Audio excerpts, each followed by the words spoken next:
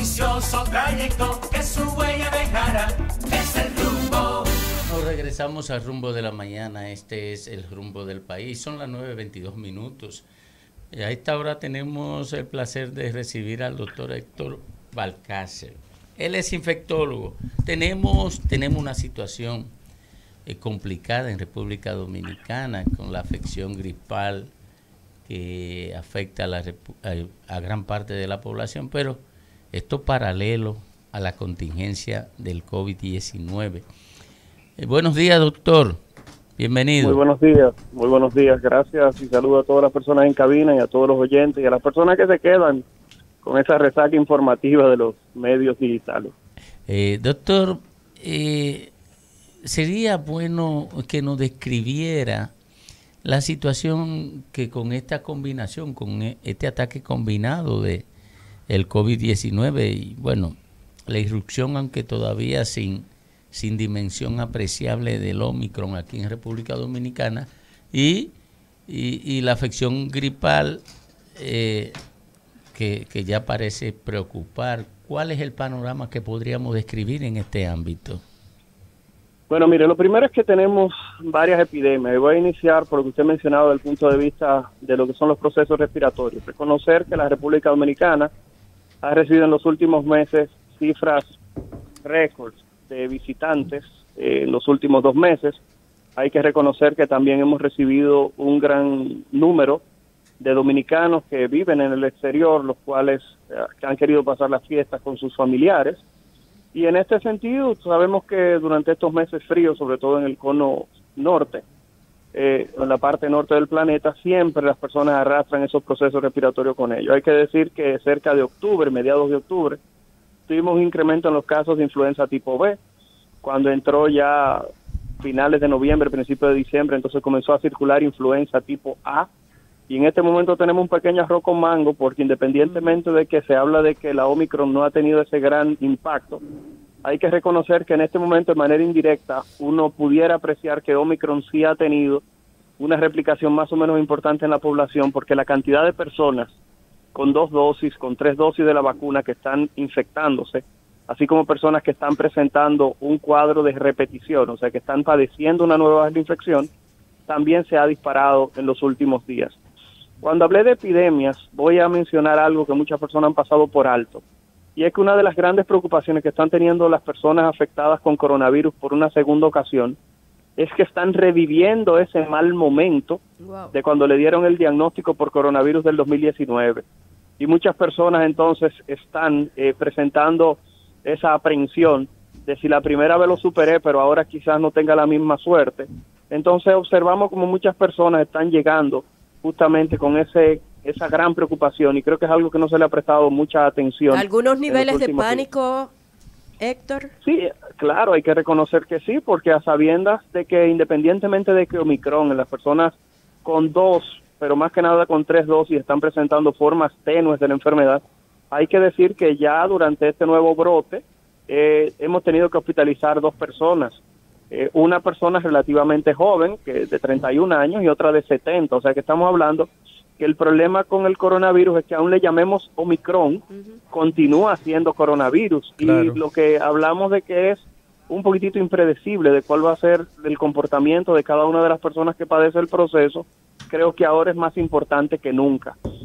Hay que decir que Omicron tiene varias situaciones que la diferencian de los procesos anteriores, y es que el doctor José Rafael Yunen, que todo el mundo lo conoce, infectólogo también, un colega a quien le tengo mucho aprecio, predijo que era en enero que íbamos a tener el rebrote. Creo que se equivocó por unos cuantos días, porque Omicron tiene un inconveniente, y es que el periodo de incubación es más corto. Entonces, si ustedes se fijan, cuando ocurrió ese concierto multitudinario, para no decir nombre, fue viernes y sábado, y ya el martes la cantidad de diagnósticos que se hizo en el país fue algo evidente, fue algo que no se pudo esconder, fue algo que no pudo en ese momento nadie negar de que algo raro estaba ocurriendo. Y más que nada, una vez se vio en la tasa de contagio.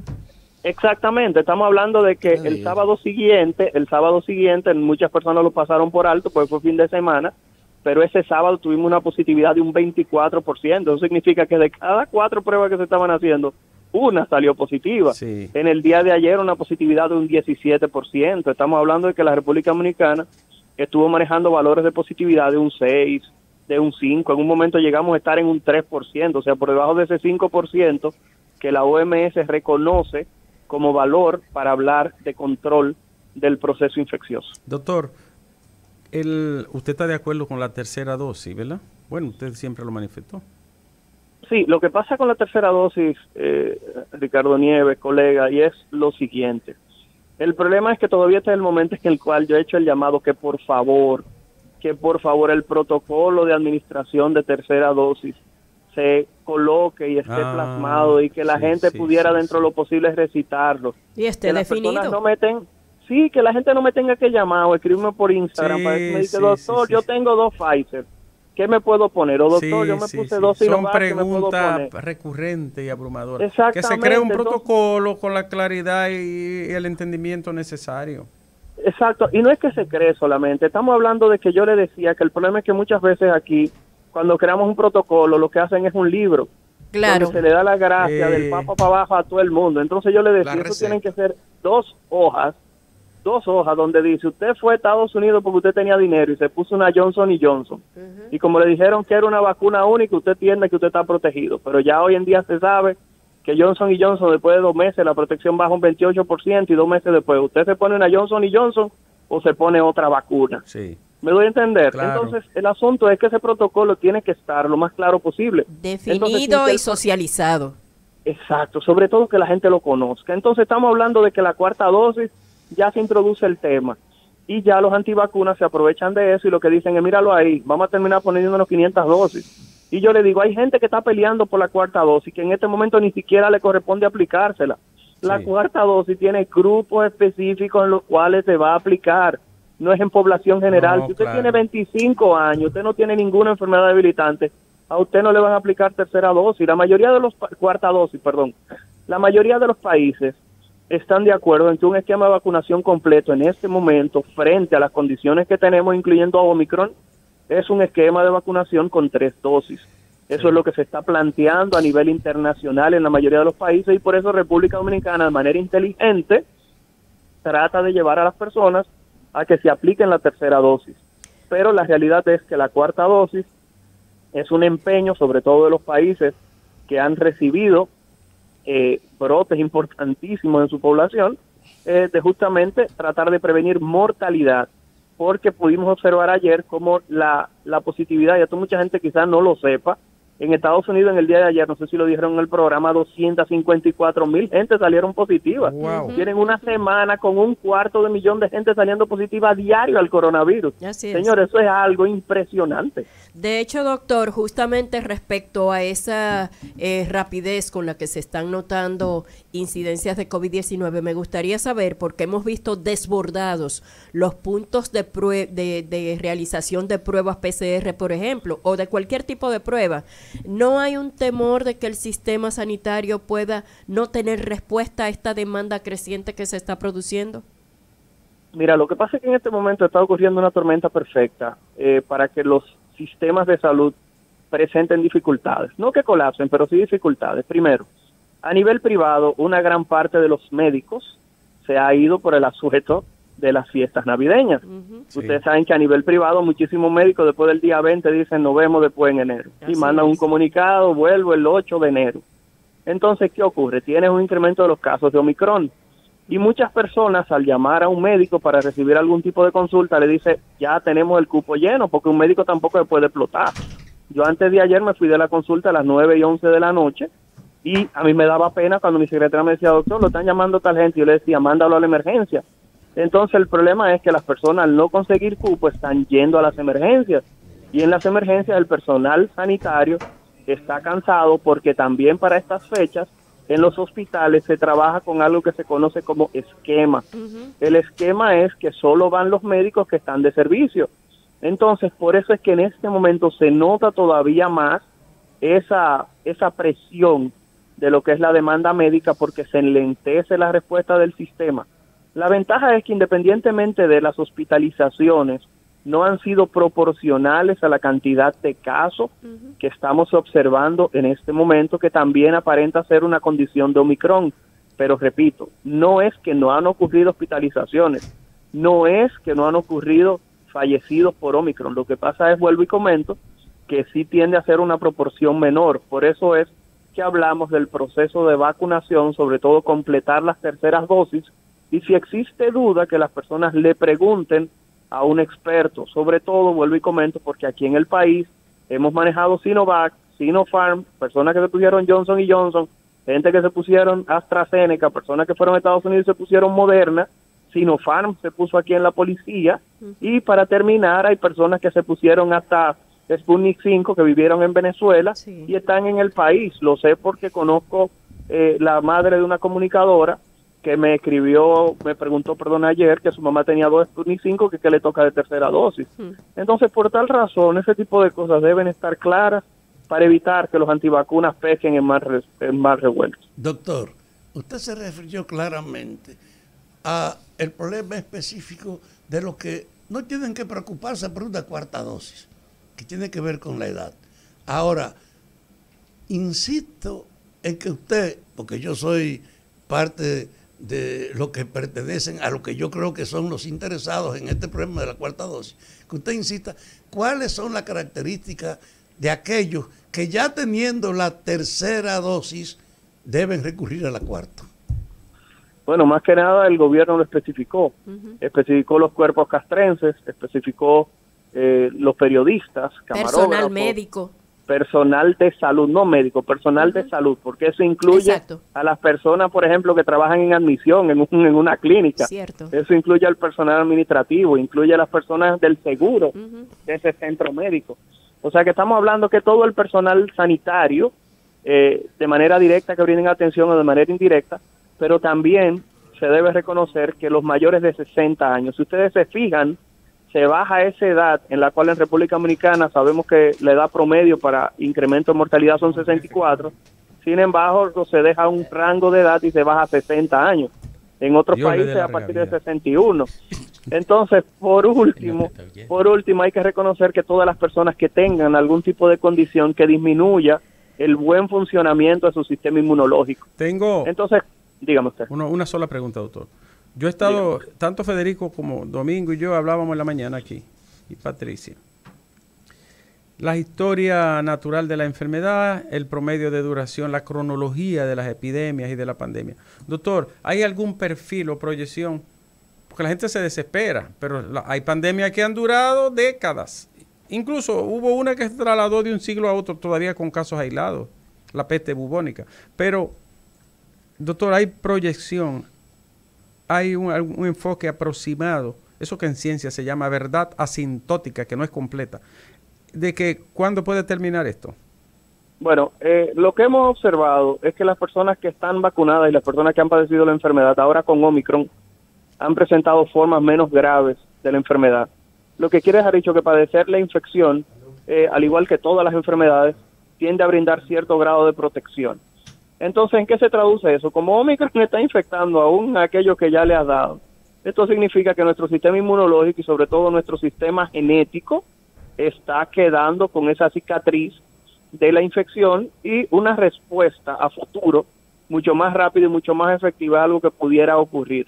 ¿En cuánto tiempo ese proceso adaptativo va a suceder? Realmente nadie lo puede predecir, pero con esta velocidad de Omicron yo entiendo que es muy poco probable que alguien no se vaya a exponer, sobre todo por la capacidad de infección. Cuando inició lo que era el coronavirus, una persona infectaba de 1 a 2 personas. Con Delta, que fue la gran variante que generó preocupación y más muertos que el carajo en el mundo, hay que decir que la infección era de 4 a 8. Con Omicron, y ahora con Omicron va de 12 a 18 personas. Guay. Es tanto así que la primera persona que se aisló en uno de los países fuera de Sudáfrica que se identificó el virus, lo trancaron en un hotel, en una habitación, y la persona que estaba en la habitación del frente, cruzando el pasillo, en otra habitación diferente, se infectó. O sea que estamos hablando de una partícula viral que tiene una capacidad de infección extremadamente alta. Entonces, en ese sentido, sabemos que la exposición a agentes siempre produce algún tipo de respuesta. Ya tenemos una huella una cicatriz de que hace cerca de 80,000 años el hombre tuvo una exposición al coronavirus y pudo generar algún tipo de respuesta. Y por tal razón uno lo que espera es que con esta ola posiblemente el coronavirus continúe disminuyendo lo que es letalidad. El problema es que todavía existen muchos lugares en el mundo con una tasa de vacunación muy baja. Así es. Y hay que reconocer que si alguien sabe de algún país en el mismo trayecto del Sol que comparta la isla con algún país que solamente tenga un 1% de su población vacunada, ustedes me avisan, porque eso significa que teóricamente el otro lado que tenga una tasa de vacunación alta, como quiera, se encuentra en riesgo de que pudiera ocurrir alguna variación, alguna mutación, y no sabemos qué pudiera pasar, porque este virus ha sido muy errático. Bueno, por último de mi parte, doctor Héctor Balcácer, ¿hay alguna preocupación en el sentido de que a partir del 31 de enero del año 2022 se va a estar exigiendo que las personas tengan la tercera dosis de vacunación? ¿Hay estructura para que de aquí a ese tiempo la gente que no se ha vacunado con tercera dosis haya podido hacerlo?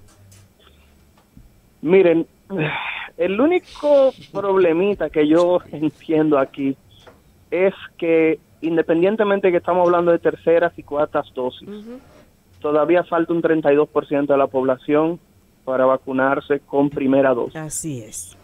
Entonces, a partir de que se haga una campaña, algún tipo de promoción para terceras y cuartas dosis, hay que tratar de decir a la gente y llevarle la vacuna para que se aplique la primera, porque para hablar de tercera y cuarta la gente tiene que tener la primera y la segunda. Claro. Sí. Lo otro es que el Ministerio de Salud, y esto es algo que ha quedado muy por debajo de la alfombra, anunció que a partir de enero la población pediátrica de 5 a 12 años se iba a vacunar. Y según el Viceministerio de Salud Colectiva, eso representaba 1.3 a 1.5 millones de niños, lo cual también es un esfuerzo titánico. Es un esfuerzo grande. Y por último, hay que reconocer que se va también a tratar de vacunar, como dijimos, a la población que se considera vulnerable o con mayor riesgo de infección con esa cuarta dosis.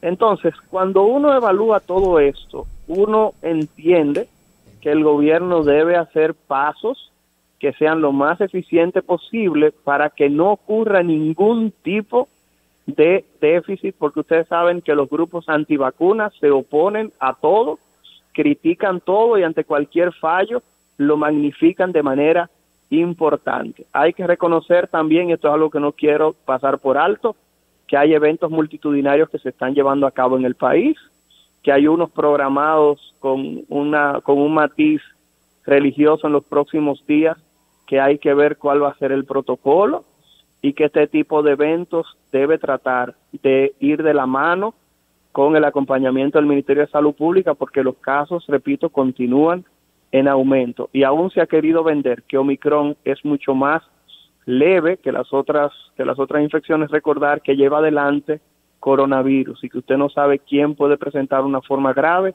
y quién no. Es cierto, es menos probable y menos casos severos. Sin embargo, es menos, no es imposible.